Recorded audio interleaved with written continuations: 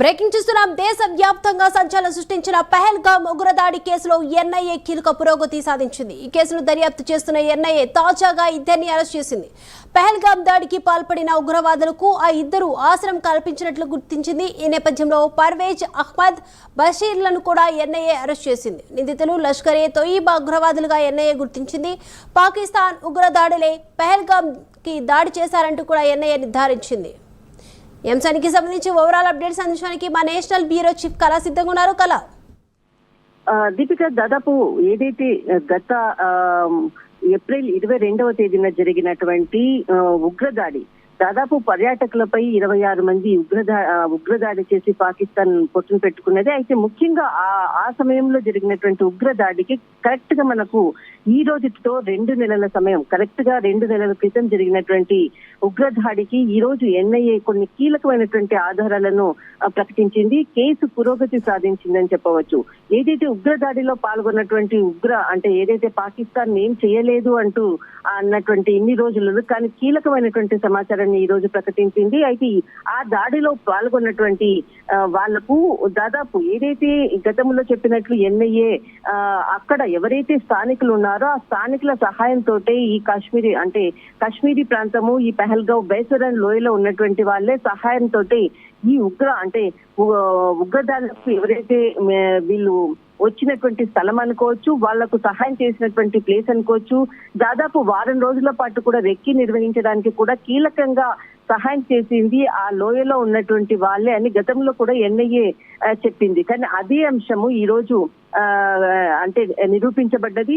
దీనికి సహాయం చేసినటువంటి వాళ్ళలో పర్వేజ్ అనేటువంటిది వ్యక్తి, తర్వాత బషీర్ అహ్మద్ జోదర్ అన్నటువంటి ఇద్దరు వ్యక్తులు కీలకంగా వ్యవహరించారు అన్నటువంటిది ఎన్ఐఏ గుర్తించింది. దీనిపై దర్యాప్తు ప్రారంభించిన 2 నెలల తర్వాత కీలకమైనటువంటి అప్డేట్ అని చెప్పవచ్చు. వీరు ఒకరు వచ్చేసేసి మనకు ఏదైతే బైసరన్ లోయకు సంబంధించినటువంటి అక్కడ ఉండేటటువంటి ఒక వ్యక్తి, తర్వాత ఇంకొకరు బాల్కోట్ అన్నది దాదాపు మనకు పహల్గావ్ నుంచి దాదాపు ఒక 80 కిలోమీటర్లు 90 కిలోమీటర్లు దూరంలో ఉండేటటువంటి డిస్టెన్స్. అది వెళ్లే రూట్ అనమాట.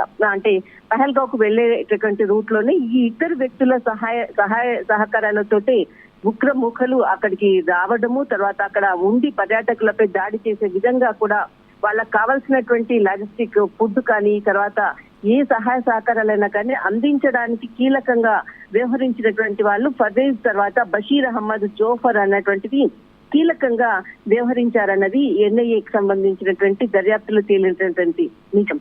అయితే ఇక్కడ ఏదైతే మనకు పహల్గావ్ లో ఉన్నటువంటిది హిల్ పార్క్ అనేది ఒకటి ఉంటుంది. ఆ హిల్ పార్క్ లో దాదాపు 7-8 గుడిసెలు ఉంటాయి. మనం గ్రౌండ్ రిపోర్ట్ లోకి వెళ్ళినప్పుడు కూడా అక్కడ నుంచి మనం లైవ్ ఇవ్వడం జరిగింది. ఏదైతే చెట్టు తొర్రలు అన్నది కూడా కొంత కీలకము. తర్వాత అక్కడ కనిపించే చిన్న చిన్న గుడిసెలు కూడా మనం అక్కడ నుంచి లైవ్ ఇవ్వడం జరిగింది. ఇక్కడ కొంత మంది మాత్రమే చాలా నివసిస్తున్నారు, వీరు మాత్రమే ఇక్కడ ఉంటున్నారు అన్నటువంటిది అప్పుడు మనం లైవ్ లో చెప్పినటువంటి విషయమే ఈ రోజు ఎన్ఐఏ మరొకసారి దాన్ని దర్యాప్తులో నిజం చేస్తూ ఈ గుడిసెల్లోనే, ఈ చెట్టు తొర్రల్లోనే ఇక్కడ దీనికి సంబంధించినటువంటిది వ్యక్తులు ఉండి ఇక్కడి నుంచే పహల్గావ్ దాడికి కుట్ర పన్నారు. ఇక్కడ పర్యాటకులు ఎప్పుడైతే ఆ రోజు రద్దీ ఉంది అన్నటువంటి ఒక సమాచారంతో సడన్ గా ఆ ప్లేస్ లోకి వెళ్లి అక్కడ ఉన్నటువంటి ఎవరైతే పర్యాటకులు వచ్చారన్నటువంటి సమాచారంతో విత్ ఇన్ కొన్ని సెకండ్స్ లోనే ఒక మతపరమైనటువంటి హిందువా ముస్లిమా అని పాయింట్ బ్లాక్ లో దగ్గరికి వెళ్లి షూట్ చేసినటువంటి ఉదంతము, దానికి మొత్తం అంతా కూడా కర్త కర్మ క్రియ అంతా కూడా అక్కడ ఉండేటటువంటి స్థానికులే చేయడంతో వీరు ఈ విధంగా రెచ్చిపోయారన్నటువంటిది ఎన్ఐఏ దర్యాప్తులో తెలిసినటువంటి నిజం. అయితే వీరిని 1967 చట్ట విరుద్ధ కార్యకలాపాల నివారణ కింద సెక్షన్ 19 కింద వీరిని అరెస్ట్ చేయడం జరిగింది.